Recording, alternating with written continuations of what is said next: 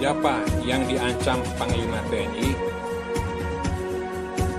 Tugas TNI itu sangat berat, yaitu menegakkan kedaulatan NKRI yang berdasarkan Pancasila dan Undang-Undang Dasar Negara Republik Indonesia tahun 1945 dan menyelamatkan bangsa dari segala bentuk ancaman. Karena beratnya tugas, diperlukan kualitas SDM yang memadai, yaitu jiwa yang handal, profesional, dan kesehatan yang prima. Ukuran kualitas jiwa prajurit Pancasila yang diharapkan adalah sebagai berikut, yaitu prajurit pembela kejujuran, kebenaran, dan keadilan, yaitu prajurit yang setia kepada NKRI yang berdasarkan Pancasila dan Undang-Undang Dasar Negara Republik Indonesia tahun 1945. Dan prajurit TNI yang tidak merugikan rakyat, tidak menyakiti hati rakyat, dan peduli mengatasi kesulitan rakyat di sekelilingnya. Tugas TNI dan tugas umat Islam pada umumnya, termasuk tugas ormas-ormas pendukung HRS, adalah sama, menegakkan kedaulatan NKRI yang berdasarkan Pancasila dan Undang-Undang Dasar Negara Republik Indonesia tahun 1945 dan menyelamatkan bangsa dari segala bentuk ancaman.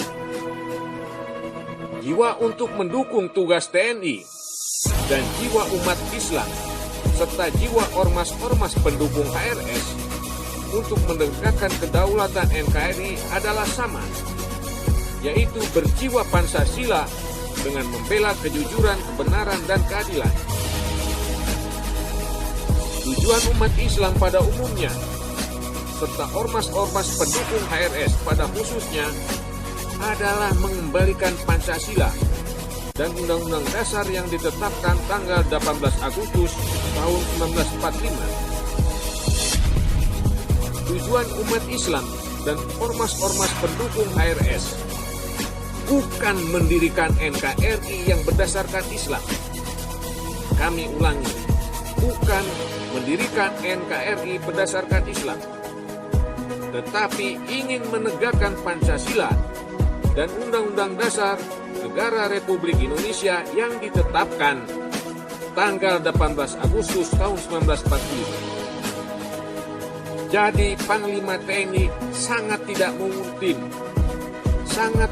mungkin mengancam ormas-ormas pendukung HRS. Karena jiwa untuk mendukung tugas adalah sama, yaitu menegakkan Pancasila, menegakkan kejujuran, kebenaran, dan keadilan. Analisis di atas mungkin salah bila jiwa Pancasila dalam tubuh prajurit TNI sudah dirubah dengan jiwa Trisila dan Ekasila.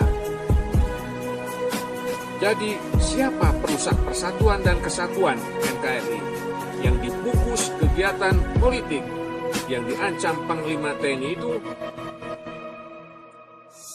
Untuk merusak persatuan dan kesatuan bisa dilakukan dengan strategi adu domba, dengan strategi penegakan hukum yang tidak adil, dengan strategi memiskinkan rakyat.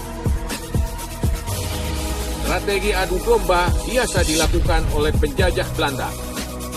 Sekarang kita masih dijajah di bidang ekonomi dan politik.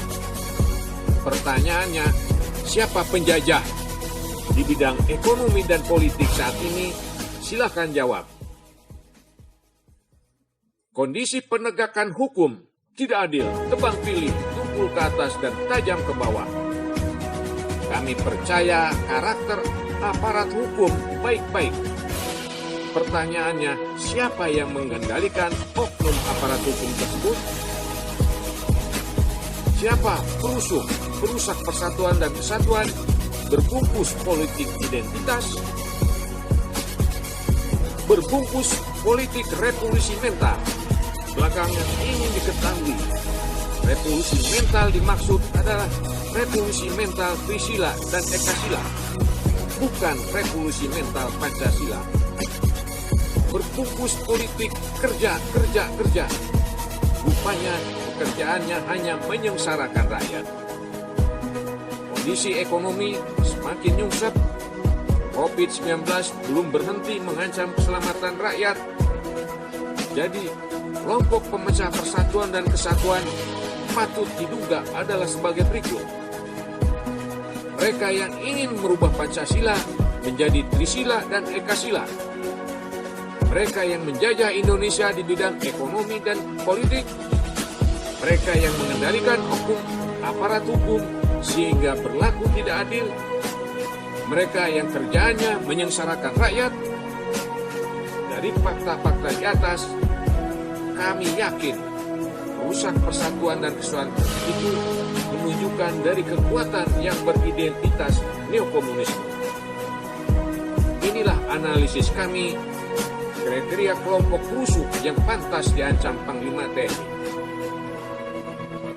Kepemimpinan dengan seni mengancam adalah seni kepemimpinan yang tidak baik, tidak sesuai jiwa Pancasila, tidak sesuai dengan jiwa Sabta Marga, Sumpah Prajurit, dan 8 wajib TNI.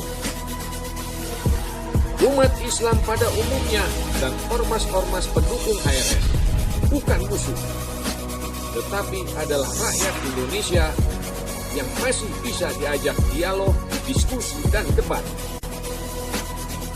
Kami yakin Panglima TNI mampu menyelenggarakan dialog, diskusi, dan debat, serta mengajak rakyat untuk bersinergi menyelesaikan permasalahan bangsa. Insya Allah, kalau rakyat dengan TNI sudah bersinergi, NKRI yang merdeka, bersatu, berdaulat, adil, makmur akan segera terwujud. Amin, amin, amin, ya Rabbal Alamin. Bandung, 19 November 2020, Dedi S. Budiman, Maijen TNI, Purnawirawan, dari Forum Komunikasi Patriot Peduli Bangsa. Selesai.